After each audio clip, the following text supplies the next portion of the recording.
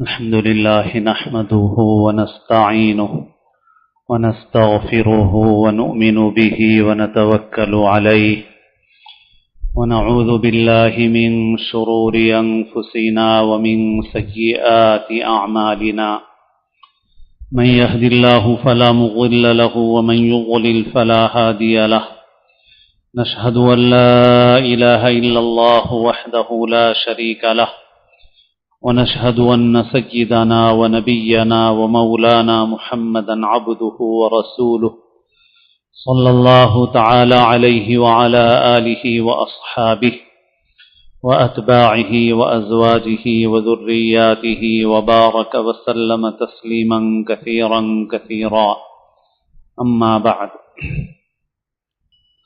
قابل احترام بزرگوں، عزیز دوستوں اور ساتھیوں،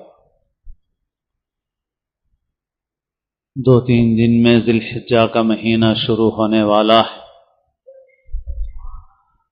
اس مہینے میں اللہ تعالیٰ نے 2 عبادتیں مقرر فرمائی ہیں، ایک حج کی عبادت، دوسرے قربانی کی عبادت۔ ان دونوں عبادتوں کا ایک خاص تعلق حضرت ابراہیم علیہ السلام سے ہے۔ قربانیوں کے متعلق رسول اللہ صلی اللہ علیہ وسلم سے پوچھا گیا کہ یہ قربانیاں کیا ہیں، تو آپ نے فرمایا سنت ابیکم ابراہیم، تمہارے باپ ابراہیم کی سنت ہے علیہ السلام۔ حضرت ابراہیم علیہ السلام نے اللہ کے حکم سے اپنے بیٹے کی قربانی دی، مگر اللہ تعالیٰ نے ان کے بیٹے کو محفوظ رکھا اور اس کے بدلے جنت سے لایا ہوا ایک دمبا ذبح ہو گیا۔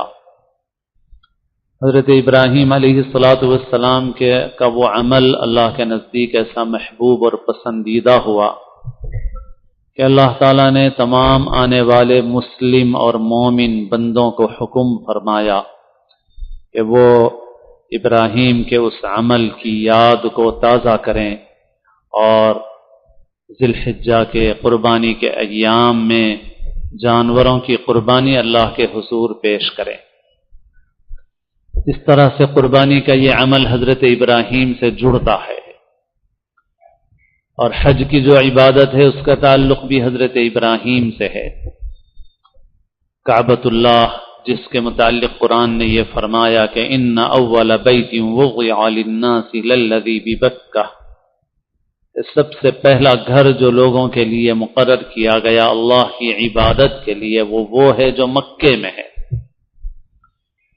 اس گھر کے آثار و نشانات طوفان نوح میں مٹ گئے تھے، پھر اللہ نے حضرت ابراہیم علیہ السلام کے ذریعے سے کعبۃ اللہ کی دوبارہ تعمیر کروائی، اور اس وقت سے لے کر آج تک کعبۃ اللہ کے بندوں کا مرجع بنا ہوا ہے کہ سارے بندے وہاں حاضری دیتے ہیں۔ حضور پاک علیہ السلام کی دنیا میں تشریف آوری سے پہلے بھی کعبہ مومن بندوں کا مرجع تھا کہ لوگ وہاں جاتے تھے اور حاضری دیتے تھے۔ مکے کے لوگ شرک میں مبتلا ہو گئے تھے، مگر ان کے اندر کعبے کی عظمت تھی۔ حضرت ابراہیم نے اللہ کے حکم کے مطابق وہاں کعبۃ اللہ کی تعمیر کی، اس کا ذکر قرآن مجید میں ہے۔ پھر انہوں نے اللہ تعالیٰ سے مختلف دعائیں کی، وہاں رہنے والوں کے لیے بھی دعائیں کی، اور دعا کی کہ اللہ ان کو روزی عطا فرما۔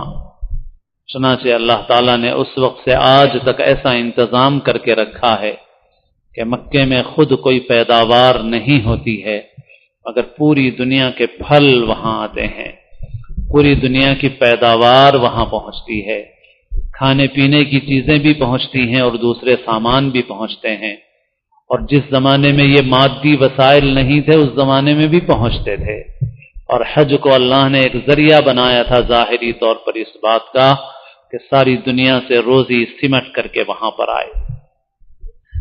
ایسے ہی حضرت ابراہیم علیہ السلام نے اللہ کے حکم کے مطابق کعبۃ اللہ کی تعمیر فرمانے کے بعد لوگوں میں آواز لگائی تاکہ لوگ بیت اللہ حاضر ہوں اور اللہ کی عبادت اور بندگی کریں اس گھر کے پاس جو لوگوں کے لیے سب سے پہلے عبادت کے لیے مقرر کیا گیا ہے۔ وَأَذِّن فِي النَّاسِ بِالْحَجِّ، لوگوں میں آواز لگاؤ حج کے لیے۔ حضرت ابراہیم نے اللہ سے عرض کیا کہ یا اللہ، میں اس صحرا اور ریگستان میں آواز لگاؤں تو میری آواز کہاں تک جائے گی؟ اللہ تعالیٰ نے فرمایا کہ ابراہیم تم آواز لگاؤ، آواز کا پہنچانا ہمارا کام ہے۔ حضرت ابراہیم نے کعبے کی تعمیر کی اور پھر آواز لگائی بندوں میں۔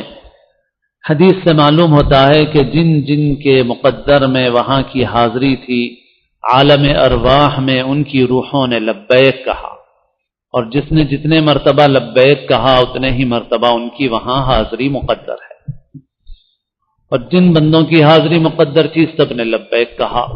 اس طرح سے اللہ نے حضرت ابراہیم کی آواز پہنچائی، اور اب حضرت ابراہیم کی آواز کے اس جواب میں بندے اللہ کے حضور میں عرض کرتے ہیں، کیونکہ حضرت ابراہیم اللہ کی طرف سے مقرر تھے اور انہوں نے اللہ کی طرف سے آواز لگائی تھی، تو وہ اللہ کے حضور میں لبیک کہتے ہیں، لبیک اللہم لبیک لبیک لا شریک لک لبیک ان الحمد والنعمت لک والملک لا شریک لک۔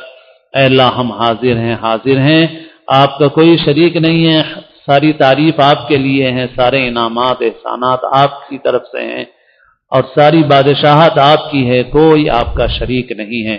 بندے یہ کہتے ہوئے وہاں حاضر ہوتے ہیں۔ حضرت ابراہیم کی اس اذان کے معنی اعلان کے ہیں، اسی سے اذن ہے، حضرت ابراہیم کی اس اذان کا جواب ہے گویا جو حج کے لیے حاضر ہونے والے یہ بندے دے رہے ہیں۔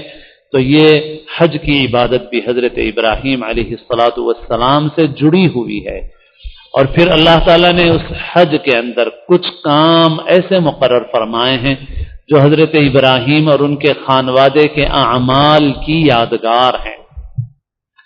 جیسے کعبۃ اللہ کا طواف تو کیا جاتا ہے، اللہ کے گھر کا طواف ہے وہ، لیکن کعبۃ اللہ کے طواف سے فارغ ہونے کے بعد صفا اور مروہ کے درمیان سعی کی جاتی ہے، اس میں اللہ کا ذکر کیا جاتا ہے، مگر صفا اور مروہ کے درمیان کی یہ سعی حضرت ابراہیم کی اہلیہ محترمہ حضرت حاجرہ کی دوڑ کی یادگار ہے، جو انہوں نے حضرت اسماعیل کے لیے پانی کی تلاش کے لیے لگائی تھی۔ وہ صفا سے مروہ سے صفا پر دوڑ لگا رہی تھی پانی ڈھونڈنے کے لیے، لیکن اللہ تعالیٰ کے نزدیک وہ عمل ایسا محبوب ہوا کہ اللہ نے حج کرنے والوں کے لیے اور عمرہ کرنے والوں کے لیے اس عمل کی نقل مقرر فرما دی کہ اس کی نقل کرو، اس بندی کا جو عمل تھا اس عمل کی مشابہت تم اختیار کرو۔ ایسے ہی قربانی کا عمل حضرت ابراہیم نے مینا میں اپنے بیٹے کی گردن پر چھری چلائی تھی، تو وہاں حاضر ہونے والے حاجیوں کو بھی حکم ہے کہ وہ وہاں جانور ذبح کریں، اور پوری دنیا میں رہنے والے مومن اور مسلم بندوں کو حکم ہے کہ وہ اپنی اپنی جگہ پر قربانی کریں۔ ایک بات اس سے ہمارے لیے جاننے کی اور سمجھنے کی یہ ہے کہ ہمیں حضرت ابراہیم کے نمونے کو اختیار کرنا چاہیے، اور حضرت ابراہیم کو اللہ نے ایسا مقام دیا کہ ان کے بعد آنے والی جتنی امتیں ہیں سب کو حضرت ابراہیم کی طرف منسوب کیا گیا، یہاں تک کہ یہ امت جو آخری نبی سیدنا محمد رسول اللہ صلی اللہ علیہ وسلم کی امت ہے، اس کو بھی ملت ابراہیمی قرار دیا گیا کہ ہم ملت ابراہیم پر ہیں۔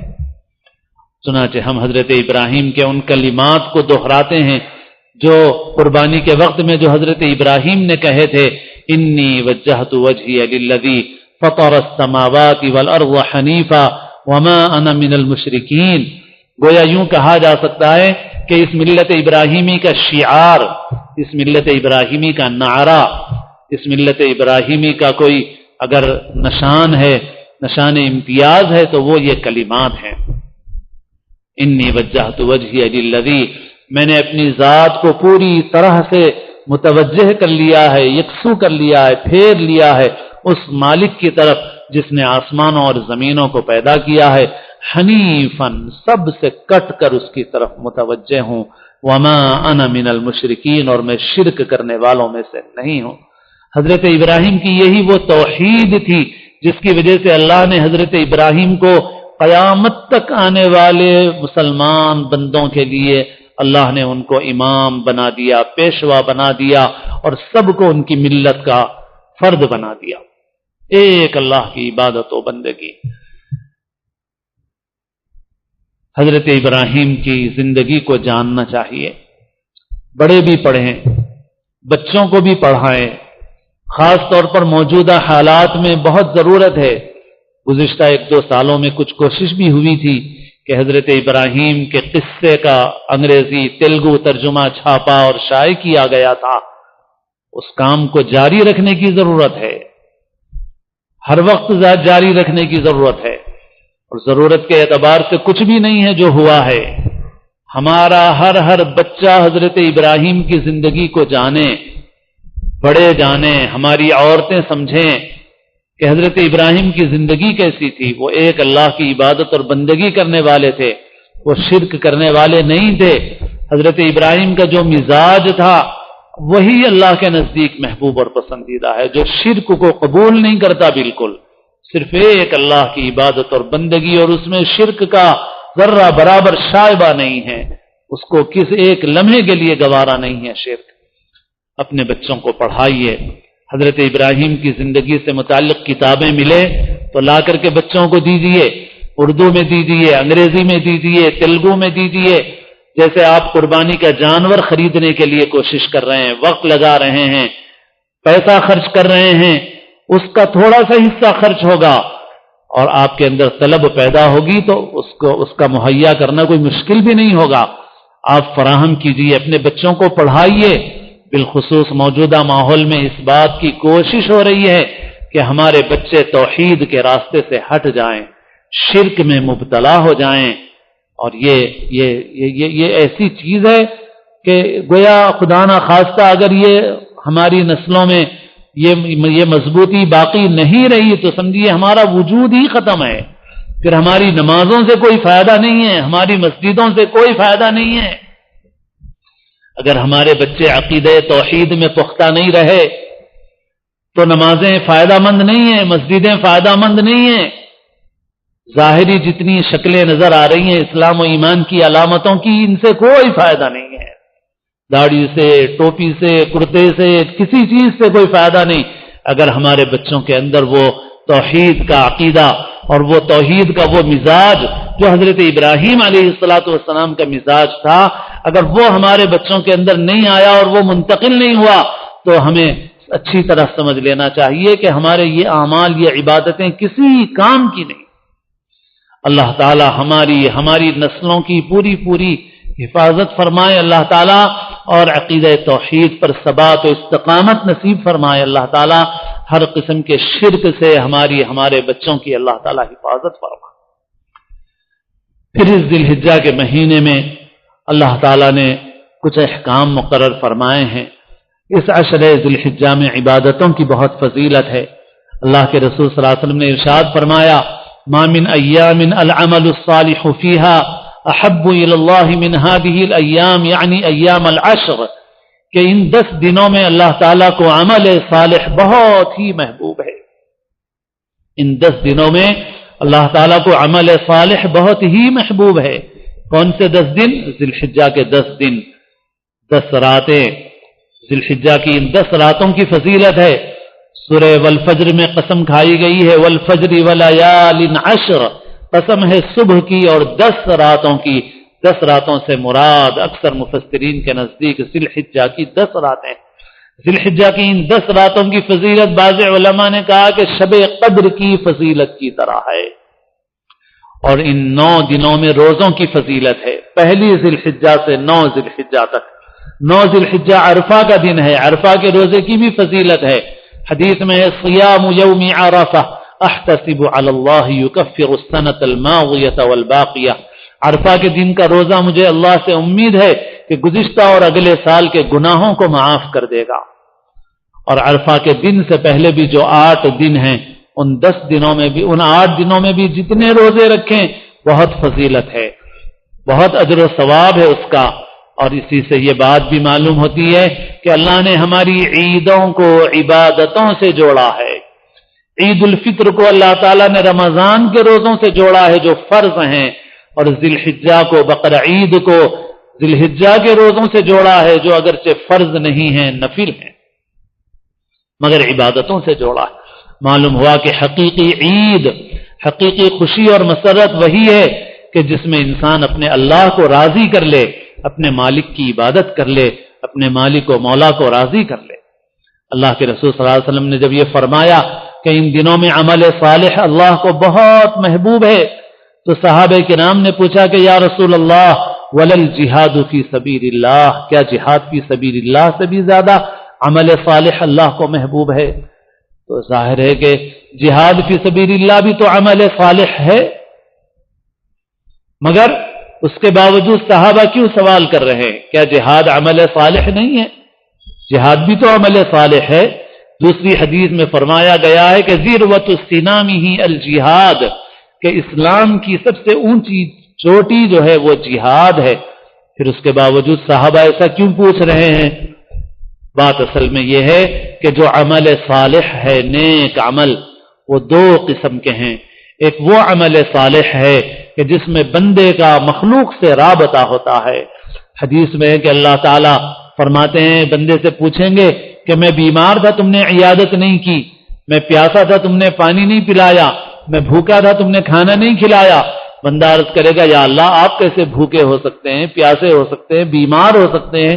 اللہ تعالیٰ فرمائیں گے کہ میرا فلاں بندہ بیمار تھا، بھوکا تھا، پیاسا تھا، تم نے اس کے ساتھ یہ کام نہیں کیا۔ تو یہ بھی اتنا بڑا نیک عمل ہے، لیکن انسان جب مریض کی عیادت کے لیے جاتا ہے تو مخلوق سے ایک رابطہ ہے اس کا۔ اگر وہ بھوکے کو کھانا کھلاتا ہے، پیاسے کو پانی پلاتا ہے، کسی کو قرآن مجید پڑھنا سکھاتا ہے، کسی کو دین کا علم سکھاتا ہے، کسی کو دین کی دعوت دیتا ہے، کسی کو احکام کی تبلیغ کرتا ہے، کسی ضرورت مند کے کام آتا ہے، تو یہ سب عمل صالح ہیں، یہ سب نیک کام ہیں۔ لیکن ان سب نیک کاموں میں بندے کا بندوں سے رابطہ ہے، بندوں سے کنیکشن ہے، کسی نہ کسی درجے میں بندوں سے جوڑ ہے۔ اور دوسرا عمل صالح وہ ہوتا ہے جس میں بندہ بندوں سے کٹ جاتا ہے، مخلوق سے کٹ جاتا ہے اور یکسو ہو کر اللہ کی طرف متوجہ ہو جاتا ہے۔ بندہ طواف کر رہا ہے، ساری مخلوق سے کٹ کے خدا کی طرف متوجہ ہے۔ بندہ قرآن پڑھ رہا ہے، مخلوق سے کٹ کے خدا سے جڑا ہوا ہے۔ قرآن پڑھتا ہے تو حدیث میں آتا ہے قرآن پڑھنے والا گویا اپنے رب سے بات کر رہا ہے۔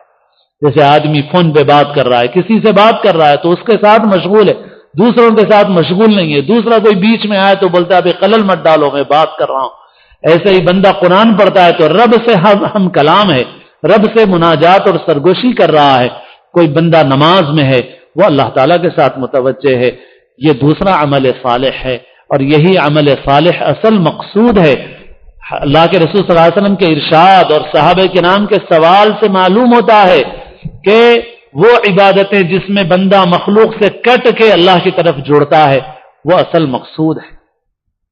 وہ کام بھی کرنے کے ہیں، مریض کی عیادت بھی کرنا ہے، بھوکے کو کھلانا بھی ہے، قرآن پڑھانا بھی ہے، دین کا علم سکھانا بھی ہے، دین کی دعوت دینا بھی ہے، احکام کی تبلیغ کرنا بھی، یہ سارے کام ہیں۔ لیکن ان سارے کاموں کے ساتھ بندے کو اپنا کچھ وقت فارغ کر کے مخلوق سے کٹ کے خدا سے جڑنا ہے۔ اور اس کے لیے روزانہ بھی اللہ نے 5 نمازیں رکھی ہیں، روزانہ کی 5 نمازیں بھی اسی کے لیے ہیں۔ ایسا نہیں کہ کبھی کبھی کر لو، اللہ نے اس کا نمونہ دن میں 5 مرتبہ رکھا ہے کہ دن میں 5 مرتبہ، ٹھیک ہے، اپنا بستر چھوڑو آ جاؤ اللہ کی طرف، اپنا کام چھوڑو اللہ کی طرف آ جاؤ، اپنی دکان چھوڑو اللہ کی طرف آ جاؤ۔ بلا رہے ہیں کس چیز کی طرف؟ بلا رہے ہیں نماز کی طرف۔ نماز مقصود ہے۔ عجیب بات ہے، لوگ کہتے ہیں دعوت مقصود ہے، دعوت مقصود ہے تو دعوت ہی کرتے رہو، مسجد میں نماز پڑھنے کیوں آتے ہو؟ دعوت کا کی ہے، دعوت نماز کی ہے، تو نماز مقصود ہے، دعوت مقصود کیسے بنے گی؟ بلایا کس چیز کی طرف؟ بلایا نماز کی طرف بلایا، آؤ نماز کی طرف۔ کام چھوڑو، اب سارے اپنے کام بند کرو، اب سارا کام چھوڑو، اللہ کی طرف آ جاؤ، یکسو ہو جاؤ، مخلوق سے کٹ جاؤ اور خدا سے جڑ جاؤ، خدا سے جڑ جاؤ۔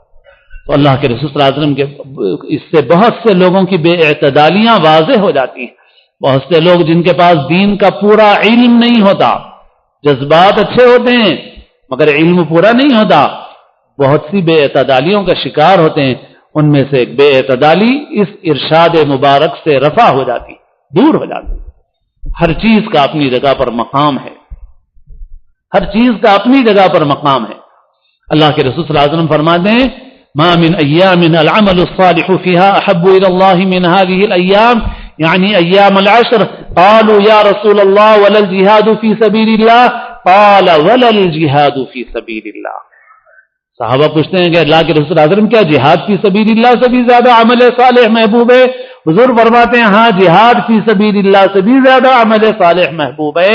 الا رجل خرج بنفسه وماله فلم يرجع بشيء من ذلك، سوائے اس آدمی کے جو اللہ کے راستے میں گیا اور شہید ہو گیا.